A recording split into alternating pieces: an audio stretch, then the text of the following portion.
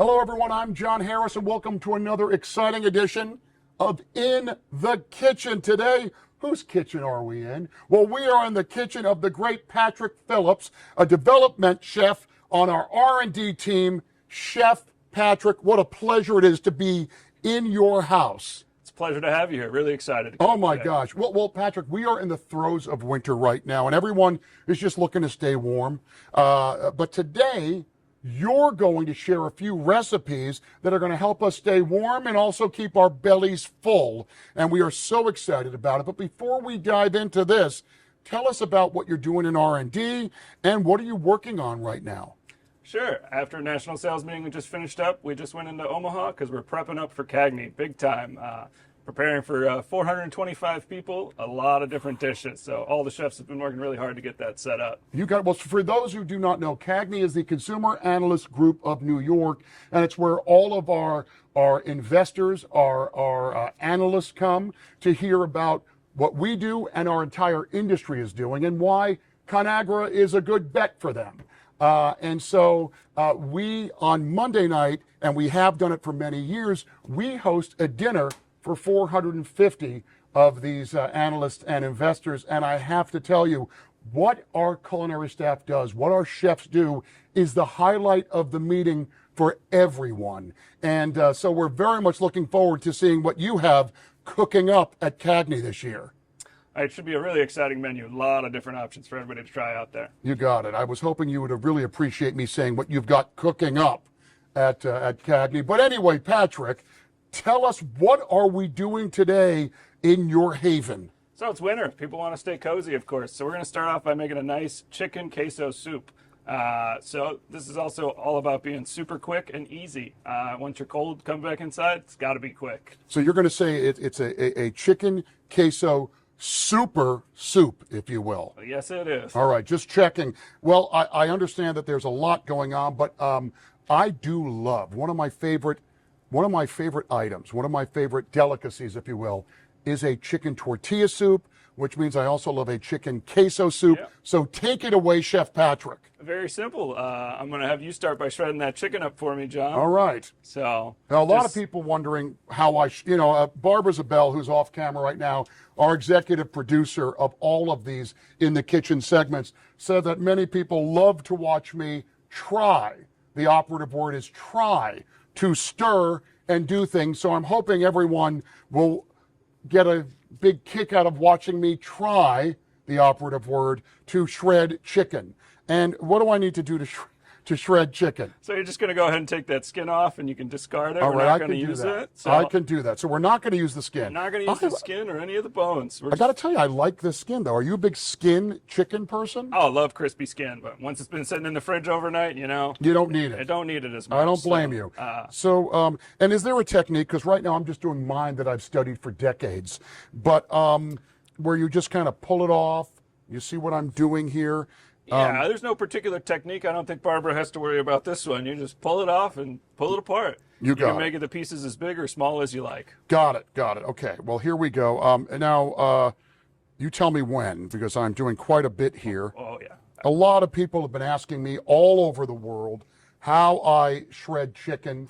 I am so glad that we are finally giving our employees a chance to see just how it's done. It's a little known talent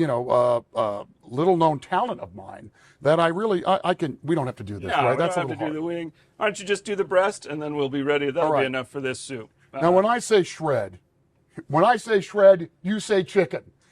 Shred. Chicken. Shred. Chicken. All right. So am I shredding it properly right now? Because do you like this? Do you like that? Looks perfect. Yeah. All right, perfect. I wouldn't worry about it. There is no wrong answer. All right. I like that you did the shred chicken. So I'm here to support. All right, so tell me what we're doing, Patrick. I'm shredding. While you're shredding chicken, I'm going to go ahead and get these onions started in a hot pan. Oh, I love it. Obviously you want to salt those onions up as you're going. And then we are just going to cook these down until they get nice and soft and tender. So that'll take 5 to 7 minutes. Yep, so you're just, and you're just stirring, right? You're just stirring them and you're just letting them. Yeah, just stirring every once in a while. I mean, sometimes food's got to stay still to cook, though. So don't stand there all day just stirring. You'll tire yourself out. I agree. That's why a lot of folks, again, about my stirring techniques. You know, I don't want to overdo it, guys. I mean, I really don't. There's a certain amount of stirring that has to be done, and if you overstir, it's a problem. It's a problem. It's a Nobody big wants issue. that. No one wants overstirred onions. That's right. All right. So take us through it. So now we're going to say that these onions are fully cooked, and I'm going to go ahead and add the next ingredients. So we have a nice taco seasoning blend. Oh. Just send that in there, and then we're going to give it a stir a little bit, help activate those herbs. And what kind of taco seasoning do you use? Do you prefer a certain kind? Most of the time I'll try and make my own taco seasoning, you know, trying to be a chef out there. But when I'm trying to be fast and convenient, the pouches work great. Got it. Got it. But you will make your own taco seasoning. I will, yeah. I mean, you have a lot of spices laying around, and you also know your preferences better than anybody, right, John? True, you know true. how spicy you like it. You know what you like. Onions, garlic, really bump up that flavor any way you like. Are you a spicy Yeah, so taco seasoning lover? yeah, no, it's one of those things. Everybody has a weird food take. My weird food take is that I just love spicy food. I can't explain Really? it. Just a way over the top. I'm all for it. I'll tell you a quick story. I once went to a breakfast at a local restaurant here. Sean loves this story. And I said I'd like Cholula. And, well, they didn't, you know, they're like, we don't have Cholula, but we have this. So they gave it to me, and I poured it all over my omelet, as you would. And it was called Dave's Insane Hot Sauce. The reason why I tell you this is it is embedded in my brain because I had to call my doctor's office from the booth because I thought I was going to die. It was the hottest thing I've ever had. Have you ever had it? I have not had that one. Oh, I my think goodness. For those of you who love Dave's, no issue with it. I love hot, but my goodness, it was like literally putting lava on an omelet. So, all right, back to you, Patrick. I just wanted to share that important story as a cautionary tale for so many of you. All right. All right, now we'll go ahead and throw in the Rotel tomatoes and green chilies. Yes. Now, were these are just the regular ones, Just right? the regular. I didn't want to enforce my spice on you. Right, Chef. because we do have the spicy chilies that are coming out now that are out of this world. And then go ahead and grab me that chicken stock. So now this is chicken stock. Now, is there when you're making chicken stock or buying chicken stock, is there a specific brand you like? So for this recipe, just any low sodium chicken stock will be Got it. great because now we're going to throw in Rotel's favorite processed cheese product into this soup as well. All right. So you're going to get that salt that you need. All right, you can see the cheese, right? Can we get a close-up on the cheese, Andre? All right, now, again, when I want to put the cheese in, I just Just throw it all throw in. it right in. See? Very simple, folks. If I can do it, anyone can do it. A child can do it. Even a child that isn't old enough to speak can do it. All right. Then you just get to dump everything else in. So we got John's shredded chicken there. Close up on the shredded chicken. I think I did an okay job. Thank you very much. I like that I'm just patting myself on the back this whole set because people are making fun of my stirring technique. So I feel like I have to qualify myself here and support. I'm putting the corn in, right? Put the fire roasted corn in. So I use bird's eye fire roasted corn. Yes. Once again, like you said, with the addition of the different Rotel, I Yep. chose a different corn product that we launched recently. Oh, So really? That is a great product as well. That is great. And now we just have we black have beans. some Rosarita black beans as well. Rosarita. So I rinse those off, dump them into the soup, They go right in the soup. Boy, right in there. it smells amazing right now. It really does, Patrick. And you make this a lot for your family. What do you do? Do you make this a lot for friends and when people come over? Yeah, I think it's great party soup. It holds really well, and I also think the flavor's really enjoyable. And as you guys saw, it all came together in less than 10 minutes. So Right. It really is. What I love most about our segments is it's so easy to do and it's quick for those who are on the go or those who really want to show off for friends and family that you can actually do something in the kitchen. You can do this. Absolutely. All right. Now that our soup's cooking, it's going to cook for about another 10 minutes to melt that cheese and come all together. If you want to clean up your board there, I'll move on to the next project. All right. I'm cleaning up my board. Very important to clean up my board. Do I keep the gloves on right now? You can lose the gloves. All right. So I'm going to be taking the gloves off, ladies and gentlemen. All right. Taking the gloves off. 1, 2. Let's keep doing it. All right. So now, again, I'm trying to make it clean. I can get rid of the Pyrex, of course, over can. here. All right. Now we're back at the hot plate, or what would you call this? A butane burner. A butane burner. Okay, got it. But yeah, now we're going to get started on a component of our grilled cheese. Let's do it. And that's going to be a nice tomato jam using Hunt's fire roasted tomatoes. So we got our pot on the burner. Go ahead and dump in everything that we got there. You know, when I was a young man, my Aunt Nancy used to make grilled cheese with tomato, and I always thought that was the greatest thing on earth. So today we're doing a little bit of a spin on that, if you will, right? That's correct. A little spin, very familiar flavors that people are used to, but trying to chef it up, make it a little more interesting for your friends and Love family. it. Love it. So now that we have the tomatoes in there, we'll go ahead and add that sugar. Now how much sugar is this? That's 3/4 of a cup of sugar. All right, so it's, you know, we've got a lot of sugar. A lot of sugar, but we are making a jam, so we need that sugar to really help have the sauce come together. As if you're not sweet enough, Chef Patrick. All right. And then last but not least, you got your spice mix. So in there, John, we've got some cinnamon, some clove, as well as some cumin and salt. All right. So dump it all in. The Spice Mix. Were you a Spice Girls fan back in the day? You know, I did partake in the Spice Girls. I had an older sister, so I know all about them. Yes. I really, really, really want to zig a zig. I still don't know what that means 30 years later, ladies and gentlemen. But anyway, all right. Go ahead and get that spatula. Stir it up. All right. Okay, everyone, now watch me stir. I'm not trying. I'm actually stirring. Oh, my goodness. Like a professional. Listen, I'm trying to be. You know, I've learned a lot in these kitchen segments. I mean, my wife still won't let me near the kitchen in my home, but that's okay. That's okay. I'm working hard to getting there. All right. Boy, this smells amazing. You're going to get that fragrance from those spices right away.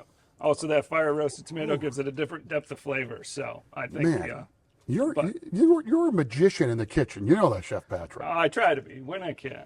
Oh my gosh, that is so good. All right. So, now this will cook down for about 30 minutes. So you leave this on the stove 30 minutes. Do you have to keep coming back and stirring and all that? You want to come stir it every once in a while, because if those sugars get too stuck to the bottom, they will burn. So make sure you stir it every once in a while. But lucky for us, I made some jam ahead of time, so we don't have to worry about watching this one today. So you've jammed in the jam, as they say. All right. Or pump up the jam. All right. He got me with that one. I'm not sure. The crew is laughing at that one. I don't even know. Who did pump up the jam? Andre, who did it? We'll have to do this on the next In the Kitchen. All right. We've got Clayton looking it up right now, but please keep telling us this. So this is cooked down for 30 minutes, and it'll be all done. So then it'll be able to go into our grilled cheese, our last component for today. All right. Perfect. Let's grab that. All right. Clayton, did you find out who pump up the jam? Who is it? Technotronic. They're on the tip of my tongue. I was going to say CNC Music Factory, but Technotronic, folks. After this, you can go listen to it on where you listen to your streaming services musically. All right. I got to be honest, John, that was not on the tip of my tongue. It was not. Technotronic, I believe it was a one-hit wonder, but it still is played in every stadium for every sports game everywhere. But we are back to the jam. All right, so now you're going to build us some grilled cheeses. All right. So I'll put down the butter, and we're going to make 2 grilled cheese. All right. Put down the butter. Yeah. That's going to be the name of my first album. Definitely a healthy amount of butter. Boy, that smells good. I do love butter. Are you a big butter guy? Who doesn't love butter? I know. So I love it. But I also love our products, too.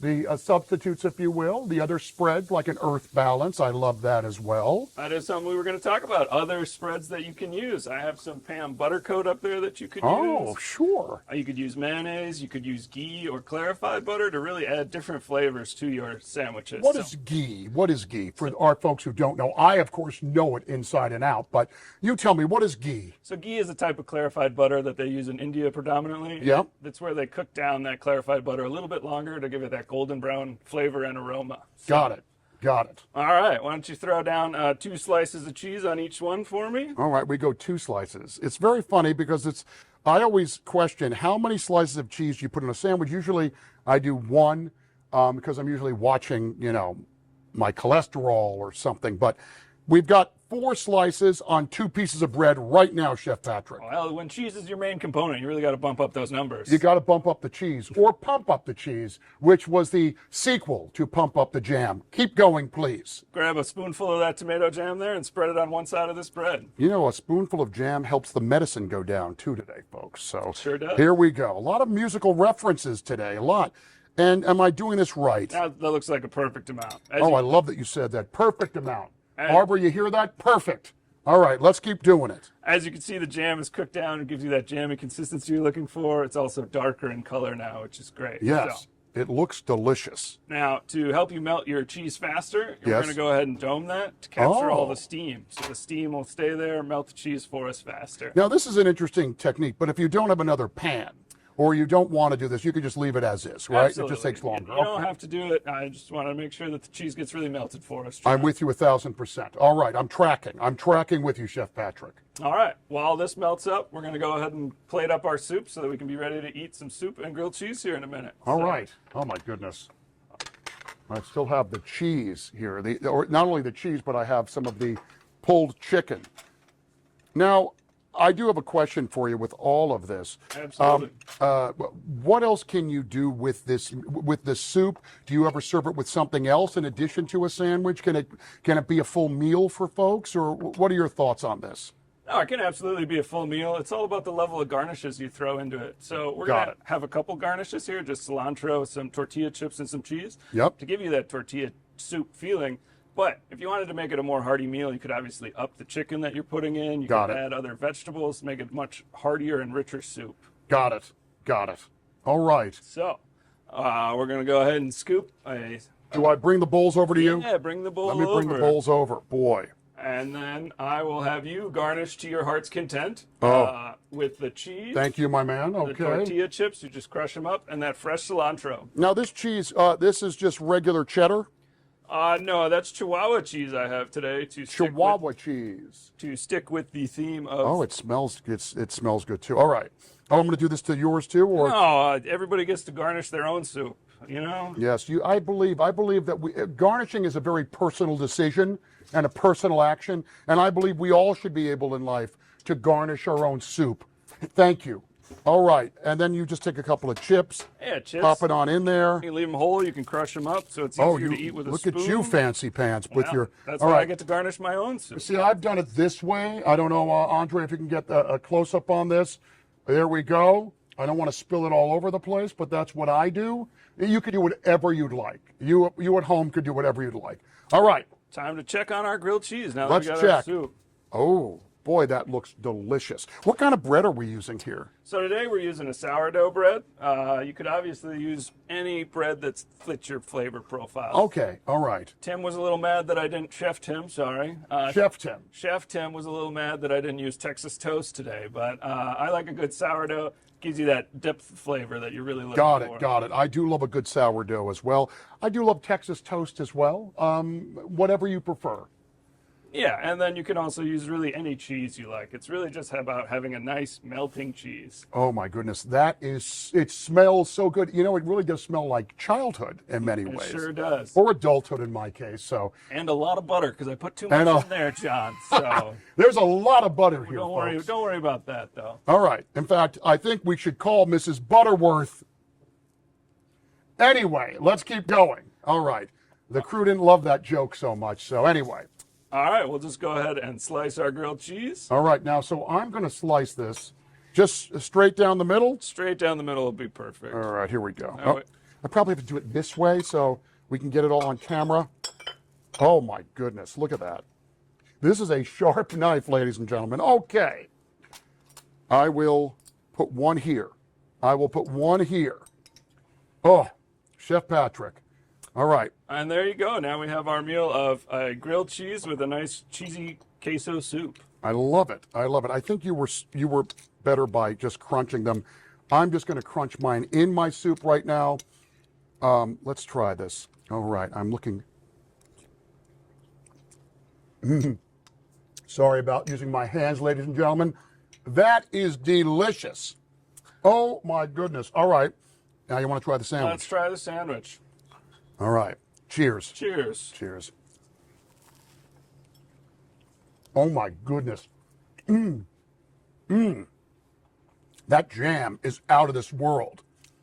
Oh my goodness. I wish this was Taste-O-Vision so that you can taste this. So, my goodness, Chef Patrick, thank you so much for being here with us today. And please, for everyone, be sure to check out ReadySetEat.com to get this recipe, these recipes, as well as so many others. Chef Patrick, you're a genius. You're a magician. Well, thanks for coming into my kitchen today, John. I really appreciate it. Well, thank you for having us, and please come back to do one of these in the kitchen segments whenever you can. We'd love to have you back as often as you'd like. Absolutely. With that said, he's Chef Patrick Phillips. I am John Harris. You have just seen this amazing chicken queso soup and this incredible grilled cheese with jam, tomato jam. It's going to knock your socks off. And we're going to see you back here in the kitchen real soon.